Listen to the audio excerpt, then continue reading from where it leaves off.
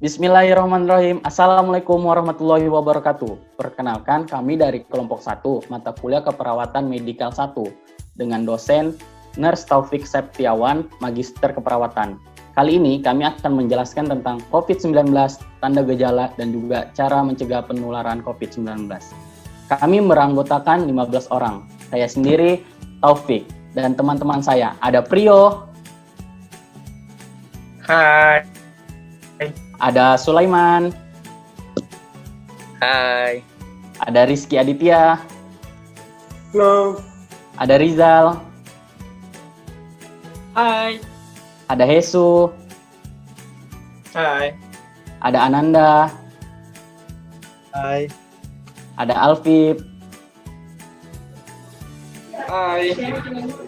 ada Dian Ayu, Halo. ada Puspa, Halo. ada Amarilis, Hai. ada Maya, Hai. ada Peggy, Hai. ada Natasha, Halo. dan ada Rispa. Hai. Baik teman-teman, semoga videonya nanti bermanfaat. Selamat menonton. Virus merupakan perbedaan virus yang menyebabkan penyakit ringan sampai berat, seperti common cold atau pilek, dan penyakit yang serius seperti MERS dan SARS.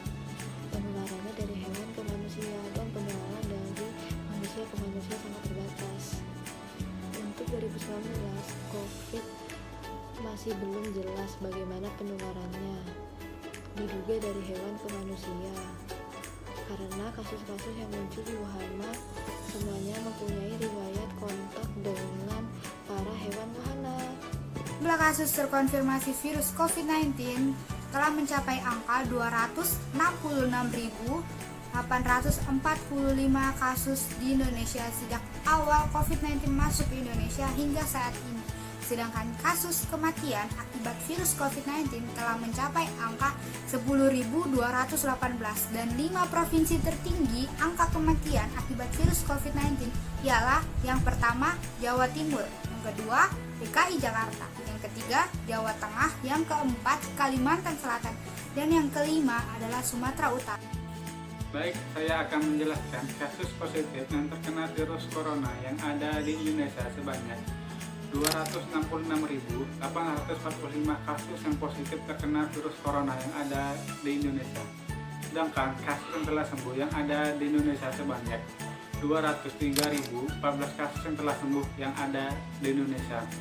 Dan ada 5 kota yang paling sedikit yang terinfeksi virus corona, yaitu Aceh, Riau, Lampung, Sulawesi Barat, dan Bengkulu.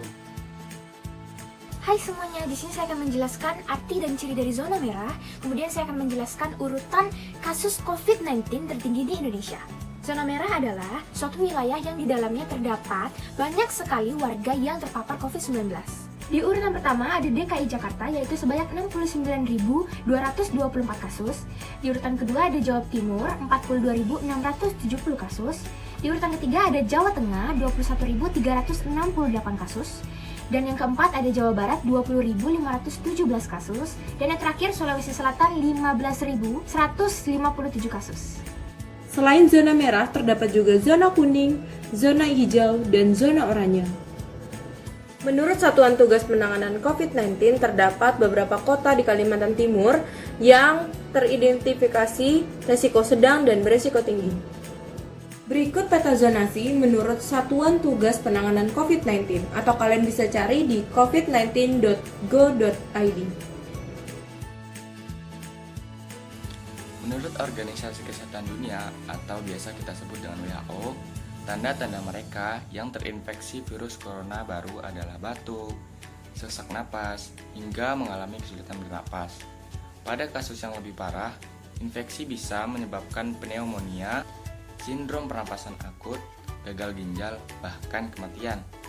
Belakangan juga muncul gejala baru virus corona, termasuk gatal-gatal, kulit merah yang menyakitkan, dan sesuatu yang mirip dengan radang dingin yang telah terlihat pada beberapa pasien positif COVID-19. Ada 3 gejala umum yang menandakan seseorang terinfeksi virus corona.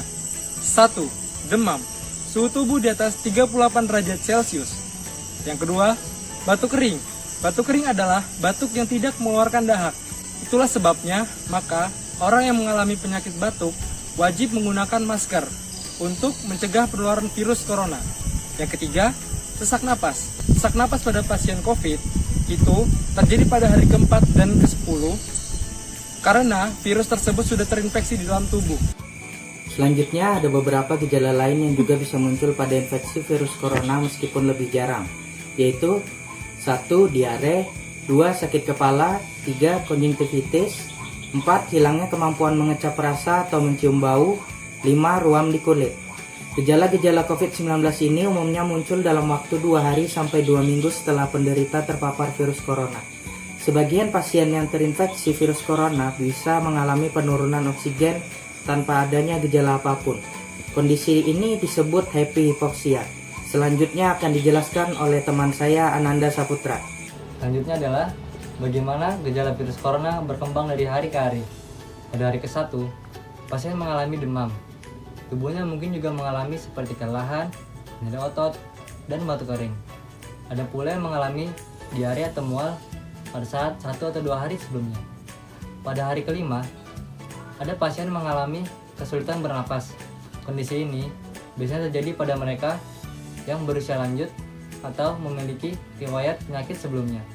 Pada hari ke-7, menurut Universitas Wuhan, kondisi ini merupakan waktu rata-rata pasien masuk ke rumah sakit. Ya, baik. Selanjutnya pada hari ke-8, pada pasien yang mengalami kondisi parah, mengalami sindrom gangguan pernapasan akut. Selanjutnya pada hari ke-10, ketika gejala mulai memburuk, pasien akan dibawa ke ICU dan mengalami gangguan pada perut dan kehilangan nafsu makannya. Selanjutnya yang terakhir adalah pada hari ke-14 setelah menjalani perawatan, pasien sudah membaik, biasanya sembuh dan diizinkan pulang dari rumah sakit. Baik, pertama, cek suhu tubuh Anda dan selalu gunakan masker ketika keluar dari rumah agar mencegah penularan COVID-19 melalui droplet. Terima kasih. Selanjutnya saya akan menjelaskan tentang mencegah COVID-19 dengan cara jauhi keramaian dan lakukan social distancing. Mari kita bersama-sama jauhi dan mencegah terjadinya keramaian. Jangan berkumpul di tempat yang sempit dan banyak orang. Maka dengan cara menjaga jarak secara fisik dengan orang lain adalah hal yang paling tepat untuk mengurangi resiko terjadinya penularan virus corona. Terima kasih. Selanjutnya akan disampaikan oleh teman saya, Rizfa Husnul Hatimah. Terima kasih. Selanjutnya di sini saya akan memberitahu cara pencegahan COVID-19, yaitu dengan cara menerapkan etika batuk dan bersin.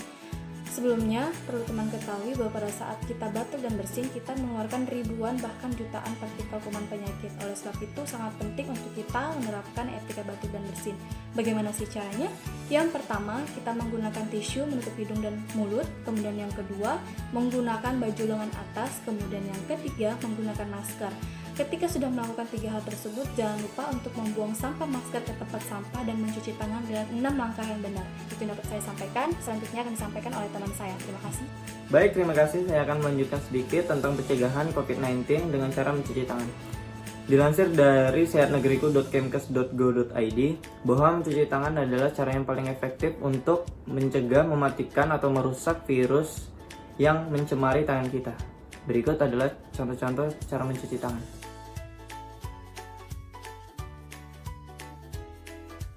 Baik, mungkin itu saja yang bisa saya sampaikan. Selanjutnya akan disampaikan oleh teman saya yang bernama Natasha Valentin Putri. Terima kasih. Terima kasih. Selanjutnya adalah cara pencegahan dengan melakukan isolasi mandiri di rumah. Ada beberapa yang disarankan untuk melakukan isolasi mandiri di rumah. Misal, salah satu anggota keluarga memiliki riwayat positif COVID-19, maka anggota keluarga yang lain diwajibkan untuk melakukan isolasi mandiri di rumah. Yang kedua, misal Anda memiliki riwayat perjalanan jauh keluar kota maupun keluar negeri, ini juga diwajibkan untuk melakukan isolasi mandiri di rumah. Materi selanjutnya akan dilanjutkan oleh teman saya Muhammad Taufik Zulfahmi. Ya, terima kasih. Selanjutnya adalah makan makanan yang bergizi agar meningkatkan imun tubuh kita. Dan juga jangan lupa istirahat, karena istirahat yang cukup dapat meningkatkan dan mengembalikan stamina kita untuk melakukan aktivitas sehari-hari. Dan yang paling penting nih, jangan lupa berdoa kepada Allah Subhanahu wa Ta'ala supaya selalu diberikan kesehatan olehnya. Terima kasih. Terima kasih telah menonton video dari kami. Semoga bermanfaat, bisa di-share ke teman, keluarga, dan kerabat lainnya. Wassalamualaikum warahmatullahi wabarakatuh.